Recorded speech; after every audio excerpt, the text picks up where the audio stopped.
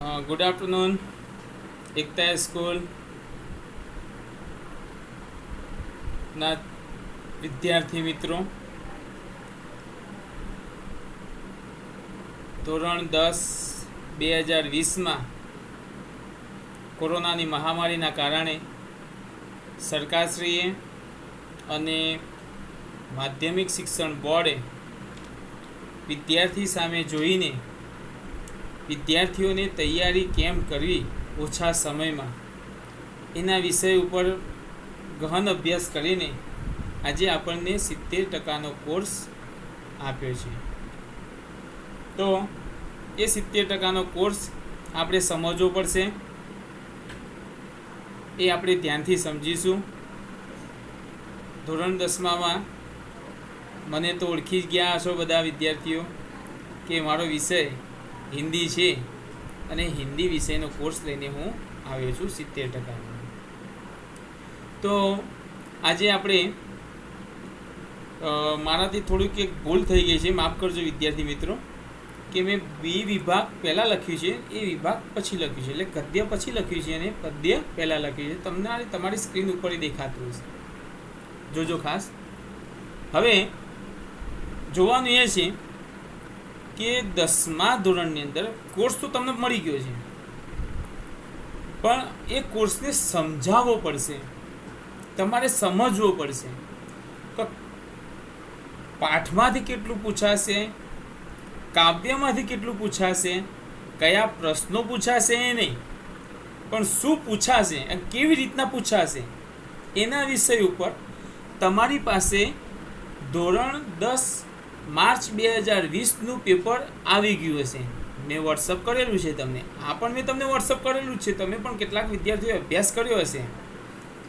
તો અભ્યાસની સાથે સાથે તેમ છતાંય તમને ના ખબર પડતી હોય પાછો હું વિડીયો બનાવું છું. અહીંયા જુઓ કે ધોરણ 10ની અંદર માર્ચ મહિનાની પરીક્ષા, આપણે માર્ચ કહીએ પણ તમારે મેમાં તમારી તારીખ આવી છે, એટલે મે મહિનામાં જ્યારે પરીક્ષા આવે બોર્ડની, ત્યારે તમારે શું શું તૈયારી કરી, શું કાઢી નાખ્યું છે એના વિશેની ચર્ચા નથી કરી. આપણે શું રાખ્યું છે અને શેમાંથી પૂછાશે એના વિશેની આપણે ચર્ચા કરીએ. તો બોર્ડના પેપરમાં 4 વિભાગમાં પેપર આવશે: એ વિભાગ, બી વિભાગ, સી વિભાગ અને ડી વિભાગ. એ વિભાગ પૂરો થાય અને પૂરો થતાં અઢી પેજ લખાયો તો બી વિભાગ નવા પેજથી શરૂ કરો, સી વિભાગ એ જ રીતના સી વિભાગ પણ નવા પેજથી શરૂ કરો અને ડી વિભાગ પણ નવા પેજથી શરૂ કરો. એ તો તમને ખબર જ હશે. તેમ છતાંય જ્યારે આપણી શાળા ખુલશે અને આપણે જ્યારે મિલન, એટલે કે આપણું શિક્ષક અને વિદ્યાર્થીનું મિલન થશે, ખૂબ આનંદ થશે મને. આપણે મળીશું ત્યારે અને એ આનંદમાં પણ આપણે અભ્યાસમાં આ શીખીશું. તો જોઈએ હવે આપણે આગળ. વિભાગ એની અંદર ગદ્ય વિભાગ છે. તો ગદ્ય વિભાગની અંદર કયા કયા પાઠ મૂકેલા છે એ હું તમને શોર્ટમાં કહી દઉં છું. બીજો પાઠ છે બુઢી કાકી. છઠ્ઠો પાઠ છે કાલિદાસ કા પ્રાણી પ્રેમ. 8મો પાઠ છે સુધામૂર્તિ. 14મો પાઠ છે મેરી માં. જો તમારી પાસે પાઠ્યપુસ્તક હોય અને લઈને બેઠા હોય તો તમે પાઠ્યપુસ્તક સાથે રાખીને બેસો. પણ કેટલાક વિદ્યાર્થીઓને પાઠ્યપુસ્તક નથી મળ્યું. જો મારે એમ તો ના કહેવાય કે તમે બજારમાંથી ખરીદી લેજો, પરંતુ આપણા હિન્દી વિશે રાખવાની સંખ્યા આ વખતે આપણે પાઠ્યપુસ્તક ઓછા લાવ્યા હતા અને વિદ્યાર્થીઓની સંખ્યા વધી ગઈ છે. એટલા માટે આપણી પાસે પાઠ્યપુસ્તક ખૂટેલા છે શાળામાં. એટલે પાઠ્યપુસ્તક છે જ નહીં. મંગાવ્યા છે પણ ક્યારે આવે, કોરોનાના કારણે આવે ના આવે તેમ હોય, અને આવશે તો તમને આપીશું, પણ ના આવે ત્યાં સુધી આ અડધું સત્ર તો થઈ ગયું. તેમ છતાં પાઠ્યપુસ્તક આવ્યા નથી. એટલે મારી નમ્ર વિનંતી છે કે બજારમાં તમારી જ્યાં આજુબાજુમાં, ફરજિયાત નથી મરજિયાત છે, તમારી આજુબાજુમાં જ્યાં પાઠ્યપુસ્તકની દુકાન હોય ત્યાં આગળ 10મા ધોરણની હિન્દીની પુસ્તક ખરીદી લેવી. ફક્ત ને ફક્ત એની કિંમત છે 19 રૂપિયા. તો ખરીદી લો તો સૌથી સારું, જેથી પાઠ્યપુસ્તક હાથમાં હશે તો તમને વધારે સમજ પડશે. તો આપણે હતા ક્યાં? તો કે અહીંયા 14મો મેરીમાં, 16મો ચોરી અને 20મો આલ્બમ અને 22મું છે ભીતરી સમૃદ્ધિ. હવે આપણે પાઠ ગણીએ. પાઠ એટલે ગદ્ય. કેટલા છે? તો કે 1 2 3 4, ફરીથી 1 2 3 4 5 6 7, 7 પાઠ છે. 7 પાઠના કેટલા ગુણ છે? તો કે 19 ગુણ છે. કેટલા ગુણ છે? 19 ગુણ. અને એ 19 ગુણ કયા પાઠમાંથી કેટલા ગુણનું પૂછાશે એ નક્કી નથી. હા, કાલિદાસ પ્રાણી પ્રેમમાંથી મોટો પણ પ્રશ્ન પૂછી શકાય, બુઢી કાકીમાંથી પણ મોટો પ્રશ્ન પૂછી શકાય, નાના પ્રશ્નો પણ પૂછી શકાય. એવી રીતના કાંઈ નક્કી હોતું નથી. જ્ઞાનના આધારે એ પાઠ્યના પુસ્તકોના પ્રશ્નો પૂછાય, પાઠ્યપુસ્તકોમાંથી એ પાઠમાંથી પ્રશ્નો પૂછાય છે. તો તમે ખાસ ધ્યાન રાખજો. હવે આપણે જોઈએ વિભાગ બી, કાવ્ય એટલે કે પદ્ય વિભાગ. પદ્ય વિભાગ પણ 19 માર્કનું પૂછાશે. જો પદ્ય વિભાગ પણ 19 માર્કનું હશે. એની અંદર પાઠ કાવ્ય આપણે જોઈ લઈએ તો 1 પ્રભુજી તુમ ચંદન હમ પાની, 3 સવૈયે, 5 मीरा के पद, 7मुं काव्य जन्मभूमि, 9मुं काव्य છે कुत्ते की सीख અને 13મું કાવ્ય છે સાધુ ઉપદેશ. હવે જોઈએ આગળ આપણે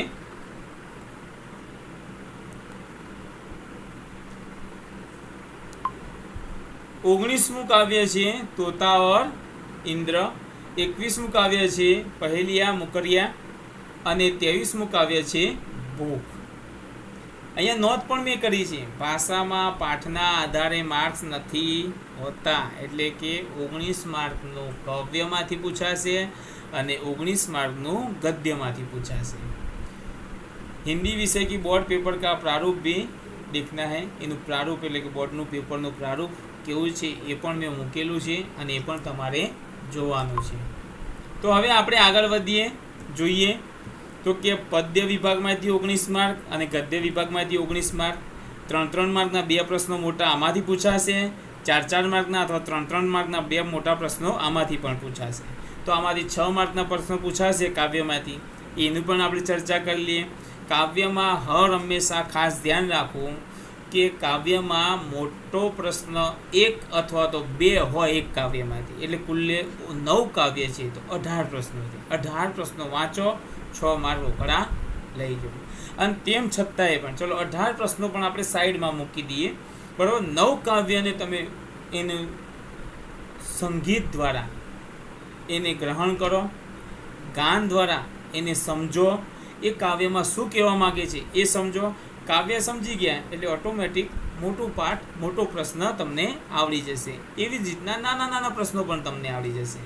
એટલે હર હંમેશા ખાસ ધ્યાનમાં રાખવાનું, વિષય વસ્તુને ધ્યાનમાં રાખવાની. એ જ રીતના પાઠમાં હોય છે. પાઠમાં પણ કેટલીક કહાની હોય છે, કેટલીક આત્મકથા હોય છે, કેટલાક નિબંધ હોય છે. તો કહાની, આત્મકથા અને નિબંધ આપણને યાદ રહી જાય છે. હા, એ ખાસ ધ્યાન રાખવું કે હિન્દી આપણને લખતા અને વાંચતા થોડુંક આવડતું હોય તો આપણે અટકીને વાંચીએ છીએ, પણ એનું વાંચન અને લેખન એ આપણે ખાસ આ લોકડાઉનમાં તો શીખવું જ પડશે. જેટલું તમારું વાંચન અને લેખન હશે હિન્દીમાં, એટલું જ તમારે ભાષા ઉપર પ્રભુત્વ વધારે હશે. તો આ હતા પદ્ય અને ગદ્ય વિભાગ એ અને વિભાગ બે પૂરું કરીએ છીએ આપણે અહીંયા. હવે છે વિભાગ સી. કયું છે? વ્યાકરણ. વિભાગ સીમાં શું છે? તો કે વ્યાકરણ છે. તો જોઈએ આપણે વિભાગ સી વ્યાકરણ એ કેટલા ગુણનું હોય છે? તો કે એના ગુણ છે 18. કેટલા છે? 18 છે. કેટલા ગુણ છે એના? 18 ગુણ. તો વ્યાકરણના 10 મુદ્દા છે. 10 મુદ્દાના મુદ્દા વાઇઝ એના પણ માર્ક નક્કી કરેલા છે. તો જોઈએ આપણે મુદ્દા એના. તો કે પહેલો મુદ્દો છે કહાવતે, એનો કેટલો માર્ક છે? 1 માર્ક. મુહાવરે, એના કેટલા માર્ક છે? તો કે 2 માર્ક. તો મુહાવરેના કેમ 2 માર્ક, કહાવતેને 1 માર્ક? કહાવતનો એકલો અર્થ જ આવે છે, અર્થ આપી દો એટલે એનો 1 માર્ક આપણને મળી જાય. મુહાવરેમાં અર્થ પણ આપવાનો છે અને વાક્યમાં પ્રયોગ પણ કરવાનો છે. એક ખાસ વિદ્યાર્થીઓ ધ્યાન રાખજો, વાક્યનો અર્થ, વાક્ય જ્યારે આપણે વાક્યમાં પ્રયોગ કરીએ મુહાવરેનો, ત્યારે એ વાક્યમાં એનો અર્થ ના લખાઈ જાય. વાક્યમાં જે પ્રશ્નપત્રની અંદર જે મુહાવરેનો અર્થ આપ્યો છે અથવા તો પ્રશ્નપત્રની અંદર જે મુહાવરો આપ્યો છે એ જ વાક્યમાં પ્રયોગ કરવાનો છે એના આધારે જ, અને એનો અર્થ આપવાનો છે. એમ કરીને કેટલા માર્ક હશે? 2 માર્ક હશે. હા, મુહાવરો એક જ પૂછાશે. પછી છે ત્રીજો શબ્દ સમૂહ કા એક શબ્દ. ચોથું છે એનો 1 માર્ક છે, ખાસ ધ્યાન રાખજો. પછી ચોથું છે વિલોમ શબ્દ, એનો 2 માર્ક છે. એના કેટલા માર્ક છે? 2 માર્ક છે. અને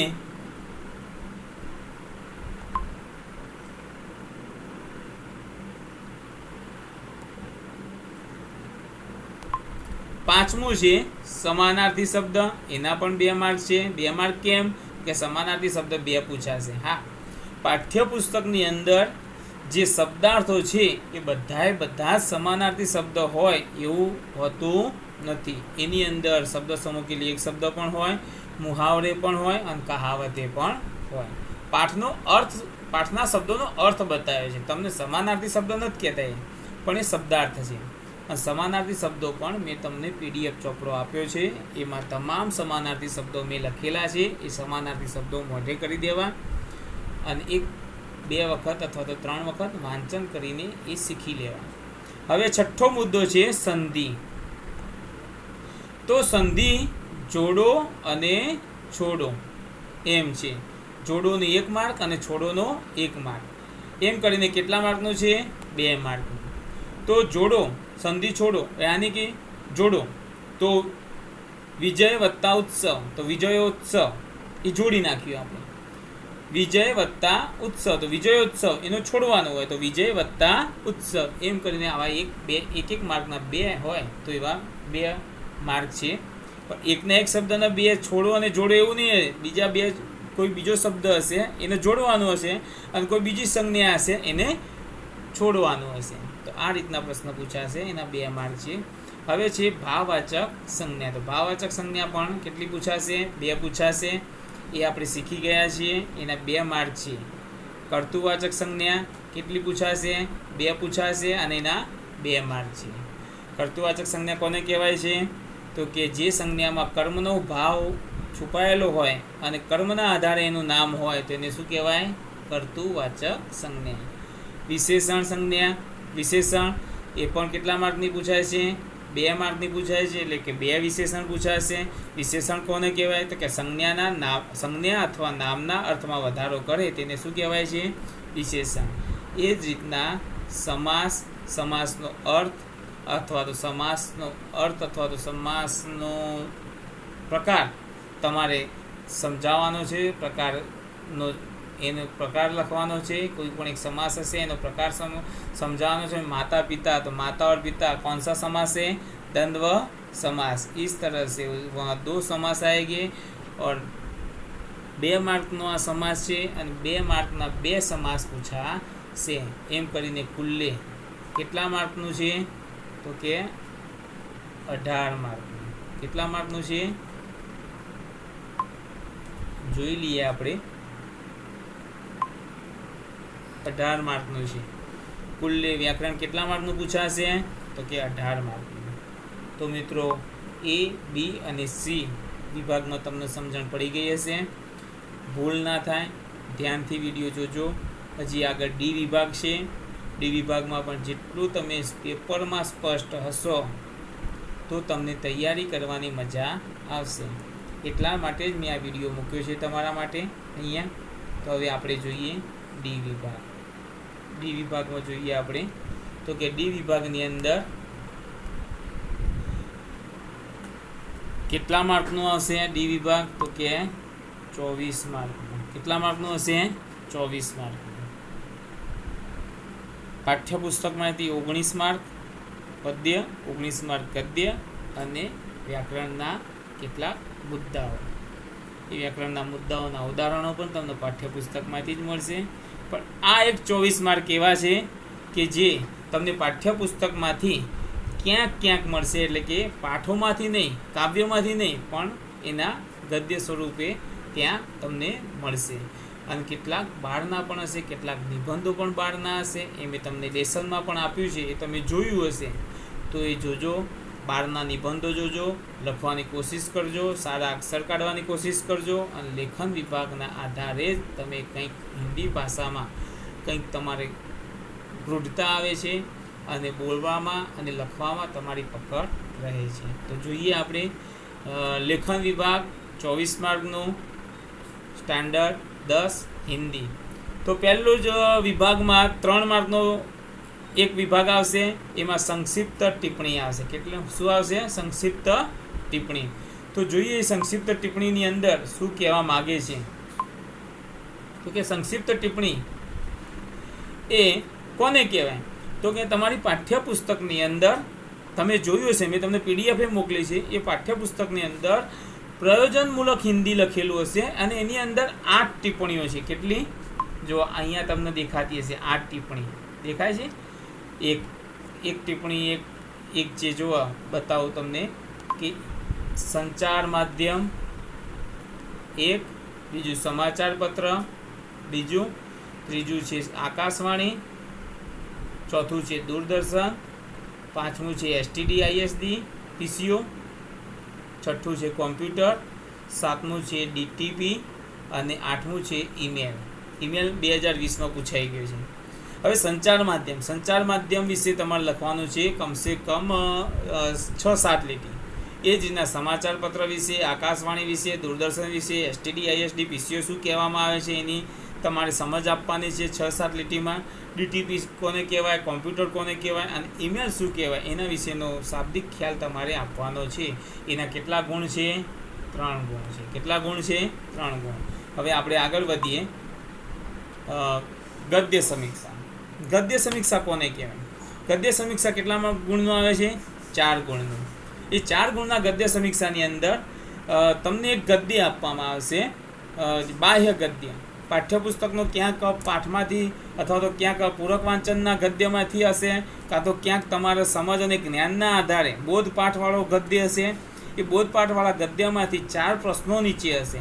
એ 4 પ્રશ્નો તમારે ગદ્યમાંથી સાચા ઉત્તર જોઈને લખવાના છે. તમારે તો પ્રશ્ન ઉત્તર જ લખવાના છે, પણ ગદ્ય શા માટે? તો કે ગદ્યમાંથી પૂછાશે. એ ગદ્યમાં એના જવાબ હશે. તો ગદ્યને તમે પહેલી વખત વાંચો, બીજી વખત વાંચો, ત્રીજી વખત વાંચો, ત્યારે તમને ગદ્ય આવડશે. અને એ ગદ્ય આવડશે પછી તમે પ્રશ્ન વાંચશો એટલે તરત તમને પ્રશ્નનો જવાબ એ ગદ્યમાંથી તમને મળી જશે. તો એ રીતના પ્રત્યેક પ્રશ્નનો ઉત્તર આપણે લખવાનો છે. હા, गद्य की कुछ गद्य समीक्षा में गद्य का शीर्षक देते हैं कि उस गद्य का शीर्षक दीजिए. तो जो शब्द ज़्यादा उपयोग हो उस गद्य में और जिसके बारे में कहा हो वह उसका शीर्षक होता है. शीर्षक हर हमेशा 2 या 3 शब्दों में ही होता है. खास ध्यान रखना. ओके, तो आगे हम बढ़ते हैं. अब तीसरा कहानी लेखन. तो क्या कहानी लेखन तीसरा कौन सा है? कहानी लेखन. उसके गुण कितने हैं? कहानी लेखन के 5 गुण. कितने गुण हैं? 5 गुण. कहानी लेखन किससे कहा जाता है? रूपरेखा के आधार पर जो उसकी सूचना दी गई है, रूपरेखा के आधार पर कहानी लिखकर शीर्षक एवं बोध लिखिए. बोध और शीर्षक याद रखना. कहानी लेखन लिख दी, शीर्षक नहीं लिखा, बोध नहीं लिखा, तो सिर्फ 3 मार्क मिलेंगे. क्यों? क्योंकि शीर्षक का 1 मार्क है और बोध का 1 मार्क है. शीर्षक हर हमेशा हमें कहाँ पर लिखना है? तो कि गद्य के ऊपर बीच में लिखना है शीर्षक. और जब कहानी खत्म हो जाए तब 1 या 2 लिटी में, 1 या 2 लाइन में हमें उसका बोध या सीख लिखनी है। तो देखते हैं अब कहानी लेखन के 5 गुण हैं। आगे बढ़ते हैं पत्र लेखन। आगे बढ़ते हैं पत्र लेखन में। तो पत्र लेखन में क्या है, पत्र लेखन के गुण कितने हैं, तो कि पत्र लेखन के गुण हैं 5 गुण। पत्र लेखन के कितने गुण हैं, 5 गुण। पत्र लेखन 2 प्रकार के होते हैं, अनौपचारिक और औपचारिक। तो अनौपचारिक किसे कहते हैं, अनौपचारिक पत्र लेखन माता पिता, मित्र, काका काकी, दादा दादी से हम लिखते हैं, या किसी मित्र को हम लिखते हैं किसी विषय पर, उसे अनौपचारिक पत्र व्यवहार कहते हैं। औपचारिक पत्र व्यवहार के कौन सा है, जैसे कि हम किसी दफ्तर में लिखते हैं, दफ्तर में पत्र लिखते हैं, कोई अर्जी प्रकार का पत्र लिखते हैं, या कोई स्कूल में हम पत्र लिखते हैं, तो उसको हम औपचारिक पत्र लेखन कहते हैं। पत्र लेखन में हमें क्या करना है, तो यहाँ पर मैंने लिखा हुआ है पत्र लेखन में कि यानी प्रश्न पेपर में पत्र लेखन की सूचना दी जाएगी, उसके बारे में देखो, उसमें अगर पता दिया गया हो तो हमें अपनी दाई ओर पता लिखकर पत्र लेखन के विषय में लिखना है। यानी कि पता लिखना हो, हम अगर लिखते हैं तो पता कहाँ पर लिखते हैं, यहाँ पर। पता दिया हो तो, नहीं दिया हो तो लिखना नहीं है। अब देखते हैं नहीं दिया हो तो क्या लिखना है, तो क्या नहीं दिया हो तो अ ब क यहाँ पर लिख देना है और आगे पत्र लेखन लिखना है। पत्र लेखन के बारे में हमें समझ आ गया होगा। अब हम जाते हैं निबंध में। तो निबंध कितने गुण के होते हैं, 7 गुण। कितना गुण का होता है निबंध, 7 गुण। अब निबंध प्रश्न पेपर में 3 या 2 आएंगे, 2 में से हमें एक ही लिखना है। कितने शब्दों में, तो कि 150 शब्दों में। 150 शब्दों में हमें निबंध लिखना है। 150 शब्द कितने होते हैं सर, तो कम से कम हमें 2 पेज, यानी कि हमारी जो उत्तर वही होती है उसके 2 पेज हमें निबंध लिखने हैं। 2 पेज का निबंध लिखना है। 2 पेज से ज़्यादा लिखो तो भी कोई बात नहीं, 2 पेज से कम लिखो तो कुछ दिक्कत हो सकती है, पूरे का पूरा मार्क हमें मिलता नहीं। तो ध्यान रखना बच्चों, मैंने आपको यहाँ पर A, B, C और D विभाग में कौन कौन से विभाग, यानी कि कौन कौन से विषय में पूछा जाता है उसके बारे में जानकारी दी है। अब आगे मैं आपको कुछ लेसन के द्वारा आपको मैं लेखन देता हूँ, उसके प्रश्न मैंने यहाँ पर दिए गए हैं। संक्षिप्त टिप्पणी हमें हमारी निबंध की नोटबुक में लिखनी है। उसमें मैंने पहला, दूसरा, तीसरा, चौथा, 5वां, 6ठा, 7वां और 8वां मैंने यहाँ पर संक्षिप्त टिप्पणी दे दी है, उसके बारे में हमें लिखना है। याद रखिएगा, मैं आपको 1 महीना देता हूँ। कितना, 1 महीना देता हूँ। दिवाली तक 1 महीना यानी दिवाली तक आपको यह लिखकर मुझे बताना है। आपको 15 दिन के बाद, 10 दिन के बाद मैं आपको फ़ोन भी करूँगा, कितना लिखा है उसके बारे में व्हाट्सएप में मैं मंगवाऊँगा भी। याद रखना, मैंने यहाँ जो कुछ भी कहा है उसके बारे में भी मैं प्रश्न करूँगा। भाववाचक संज्ञा कितने मार्क की है, तो आपको पता होना चाहिए कि भाववाचक संज्ञा 2 गुण की आती है। तो इस तरह से हमें यहाँ उसका अभ्यास करके उसका स्वाध्याय भी करना है। देखिए यहाँ पर मैंने कहानी लेखन भी लिखी है। कहानी लेखन के भी कहीं 1, 2, 3, 4, 5, 6 कहानी लेखन है। यहाँ पर कहानी लेखन के मैंने आपको प्रश्न दिए, यानी कि मुद्दे मैंने दे दिए हैं, और इस तरह की कहानी लेखन लिखनी है। मैंने आपको 6 कहानी लेखन दी हुई है, और पत्र लेखन भी मैंने आपको कितने दिए, तो कि 7 दिए हुए हैं। उसमें से 2 अनौपचारिक और 5 औपचारिक पत्र लेखन नहीं 5 अनौपचारिक, 5 औपचारिक और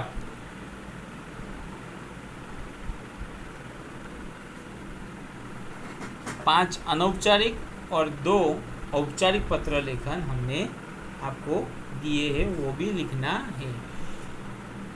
बहुत ही इम्पोर्टेंट यहाँ पर विभाग है निबंध। मैंने आपको निबंध 12 दिए हुए, कितने दिए हुए हैं? 12 निबंध दिए हुए हैं। वो 12 के 12 निबंध आपको लिखने हैं। स्वच्छ और सुंदर अक्षरों के आधार पर हमें लिखना है। हिंदी निबंध लेखन की नोटबुक हमें बहुत ही अच्छी तरह से बनानी है।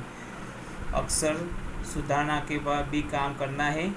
आगे गद्य समीक्षा। गद्य समीक्षा 5 गुण के होते हैं। यहाँ पर गद्य समीक्षा लिखने में बहुत ही दिक्कत होती है, इसीलिए आपको मैं लिखूँगा तो आपको पहचान में शब्द पहचान आए या ना आए, इस तरह से हो, तो मैंने यहाँ पर उसका फ़ोटो क्लिक करके रख दिया है। पहला, दूसरा, तीसरा, चौथा, पांचवा और ये छठा है। इस तरह से मैंने गद्य समीक्षा, कहानी लेखन, पत्र लेखन और निबंध और संक्षिप्त टिप्पणी के बारे में जो मैंने आपको स्वाध्याय दिया है, वह स्वाध्याय रोजाना 2 या 3 लिखकर हमें रहना है और उसके बारे में क्या कहा गया उसके बारे में समझना भी है। पाठ्य पुस्तक के आधार पर क्या क्या हमें पढ़ना है, कौन कौन से काव्य पढ़ने हैं, कौन कौन से पाठ पढ़ने हैं, वो भी हमें याद रखने हैं। और व्याकरण के मुद्दों में कौन कौन से विभाग हमें व्याकरण में तैयार करना है, वो भी हमें लिखा है, वो भी हमें तैयार करना है। तो समझना है बच्चों, और समझ कर आगे बढ़ना है। समझ के बिना हमें कुछ भी नहीं आएगा। अगर आप रट्टा मार दोगे तो रट्टे आज याद रहेंगे, कल आप भूल जाओगे। इसलिए आप समझो और उसकी बारे में ज़्यादा से ज़्यादा पढ़ो। पढ़ने से, लिखने से ही आपको कुछ आएगा। आप एक बार देख लेंगे, फिर हो जाएगा, हो जाएगा, हो जाएगा। उसी तरह से मई महीना आ जाएगा, फिर भी आपको पता नहीं चलेगा कि अब परीक्षाएं भी आ गई। अब क्या करें, जब चिड़िया चुग गई खेत, ऐसा है ना मुहावरा, कहावत है ना कि अब क्या करें जब चिड़िया चुग गई खेत। तो ऐसा आपके साथ भी न बने, तो आपको दिन शुभ रहे और यह समझ में रहे कि यह सब आपको समझ में आ गया होगा। और जब मैं फ़ोन करूँगा तब आपको प्रश्न भी करूँगा और आपने कितना लिखा है उसके बारे में भी मैं आपके पास से जांच करूँगा। तो नमस्ते मित्रों, शुभ दिन, शुभ रात्रि।